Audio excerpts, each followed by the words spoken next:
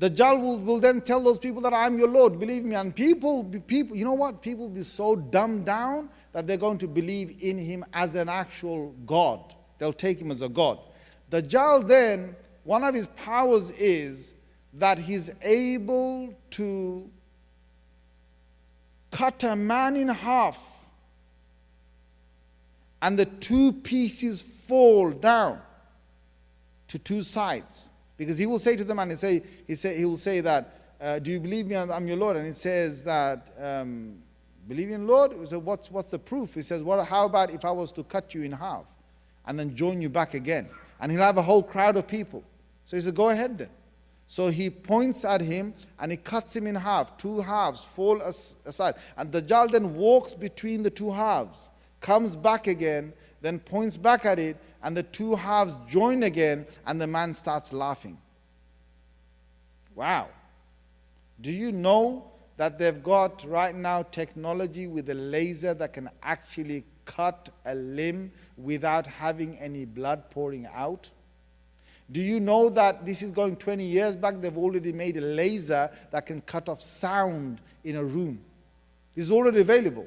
So if you're in a nightclub with a lot of sound, high sound, and you want to have a table here that you and your friends speak in silence, with just you two there, you can have that laser that beams around you, and what it does, it cuts off all the sound. The nightclub sound of, you're talking about the music that is at high decibel, it cuts it all out, and you can have a nice conversation sitting.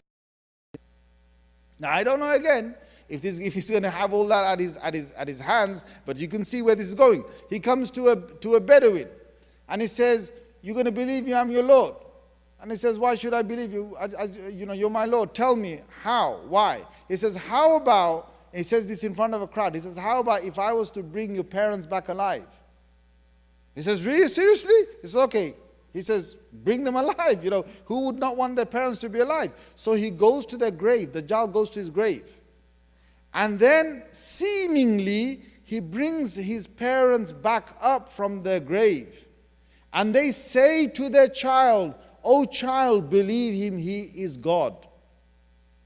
Now, Rasulullah ﷺ explained this. He said, فَشَيْطَانَانِ يَتَمَثَّلَانِ. There will be two devils that will take the appearance of his parents. So his real parents are dead. But two devils have taken the appearance of two humans, exactly like his parents, and the devils speak out, and the person believes it's his parents, and therefore he believes. There's going to be a lot of trickery he will use. In fact, his name, Dajjal, means the one who is a master at lying and a master at trickery. He will fool people.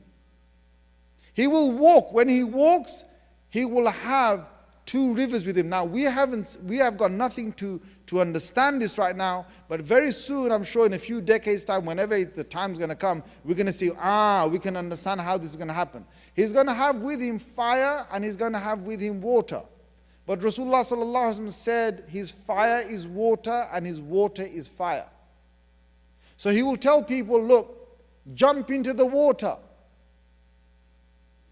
Don't jump into the fire. And our Prophet ﷺ tells us, if you ever see Dajjal with his fire and water, he said, go and jump into the fire, because his fire is going to be cool water. Bro, you ready to jump in fire?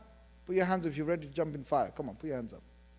Yo, am I the only one? You're like, Sheikh, you serious? Fire? Sheikh, wallahi, are you saying the truth? Yes. And how many of us, now this is a serious question, am I going to be ready to jump into real fire that's blazing, that's hot? Am I seriously going to jump in there with Iman and say, my Prophet ﷺ told me that this is going to be water? Am I going to be doing that? This is a serious question. Because people are not prepared for Dajjal unless you have Iman. Unless you have Iman. And Dajjal will mesmerize people. So he comes, his first day, which is 1 year, he goes around pretty much the whole of the world. He can't enter Makkah, Medina. Some riwayats say there's a Masjid al-Tur, and there's also Masjid al-Aqsa, some include that. But many ahadith include Makkah and Medina, because there are angels there guarding those cities, and he can't enter that. But he will come to the outskirts of Medina. Rasulullah sallallahu alaihi wasallam even pointed out that in the outskirts of Medina there's going to be a white palace, or he said a white building. He said a white building. Okay? Do you know right now that the current Saudi government is building a palace on the exact spot that DAJJAL is going to come to? And he's going to stand there and he's going to look at Medina and say, the white city. If you look from that spot towards Medina Munawwara, okay, with all the lights at night time, it actually looks like a white city. So he comes there, stops there, he's not able to enter. He's not able to enter Makkah, Medina, but he's going to go pretty much around the world. And what he does is, he says, you believe me as a God. If you don't believe in him, fine. He's going to cut off your supplies of food, grain, whatever it is. He's going to completely destroy all your crops that you basically can't grow anything. He's going to have that technology. Do you know right now that there's a movement to try and only give you a seed to grow things once? All right? And if that is fully fledged system, and if that comes in his hands, then he's got the way to say that you can't